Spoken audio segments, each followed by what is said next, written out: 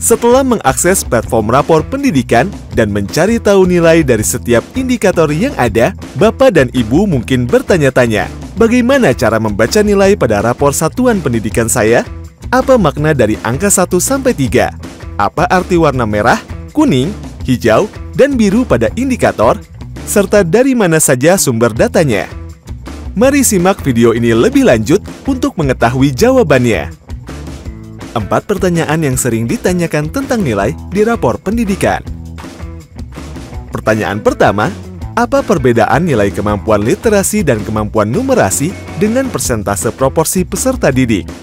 Kemampuan literasi dan kemampuan numerasi memiliki rentang nilai 1 sampai 3. Nilai tersebut menunjukkan proporsi peserta didik pada tingkatan kompetensi literasi dan numerasi. Jika nilai indeks kemampuan literasi atau numerasi adalah 3, berarti tingkat kompetensi semua murid sudah berada di level mahir. Sebaliknya, jika nilai indeks kemampuan literasi atau numerasi adalah 1, berarti tingkat kompetensi semua murid perlu ditingkatkan. Lalu, bagaimana cara menghitung nilai indeks kemampuan literasi dan kemampuan numerasi?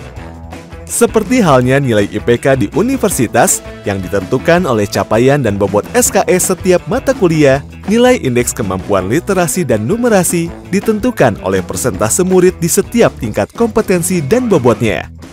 Berikut contohnya.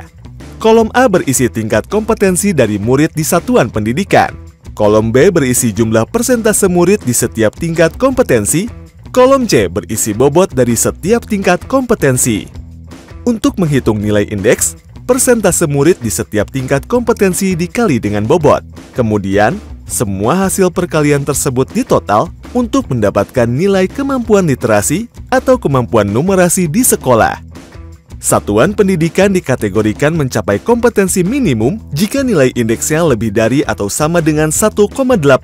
Hal ini dapat dicapai apabila minimal 60% murid memiliki tingkat kompetensi cakap atau mahir.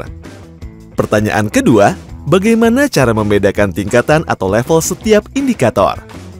Lihat kolom A pada laporan rapor pendidikan Anda. Abjad A sampai E merupakan dimensi.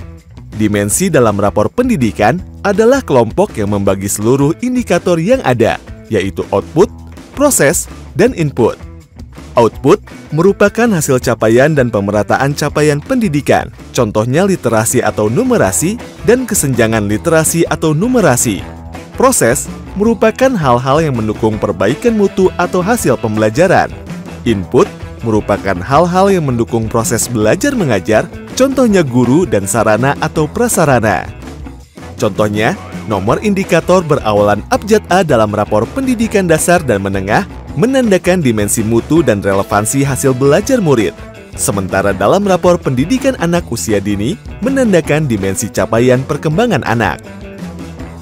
Setiap dimensi terdiri dari beberapa indikator level 1, dan indikator level 1 terdiri dari beberapa indikator level 2. Indikator level 1 merupakan hasil capaian yang bersifat umum atau menyeluruh, dan indikator level 2 menyajikan hasil capaian yang lebih detail dari level 1.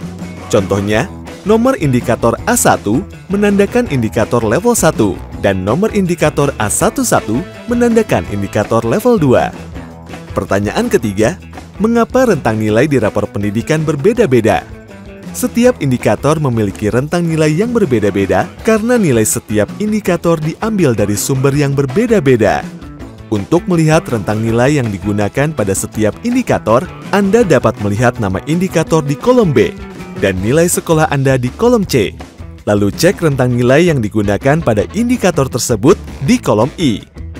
Pertanyaan keempat, bagaimana cara memahami perbedaan nilai antar wilayah?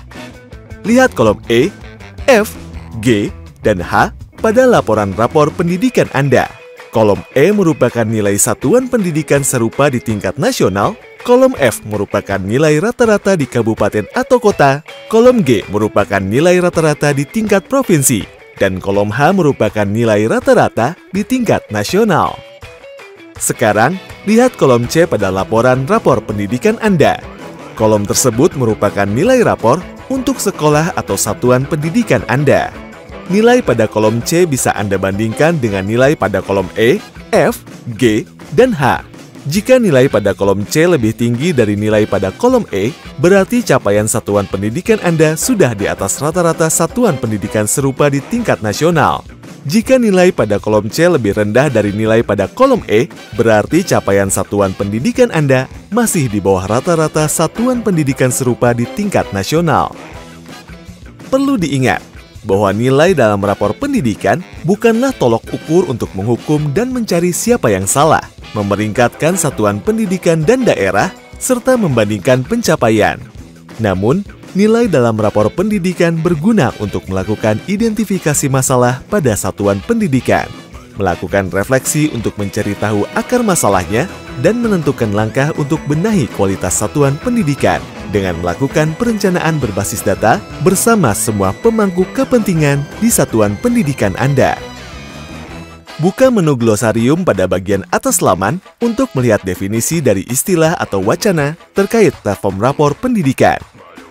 Buka pusat bantuan pada bagian atas laman untuk mengakses infografik, video tutorial, dan informasi lainnya terkait platform rapor pendidikan. Dengan platform rapor pendidikan, Anda bisa memulai perencanaan pembenahan untuk meningkatkan kualitas satuan pendidikan bersama semua pemangku kepentingan. Identifikasi, refleksi, benahi satuan pendidikan Anda mulai dari rapor pendidikan.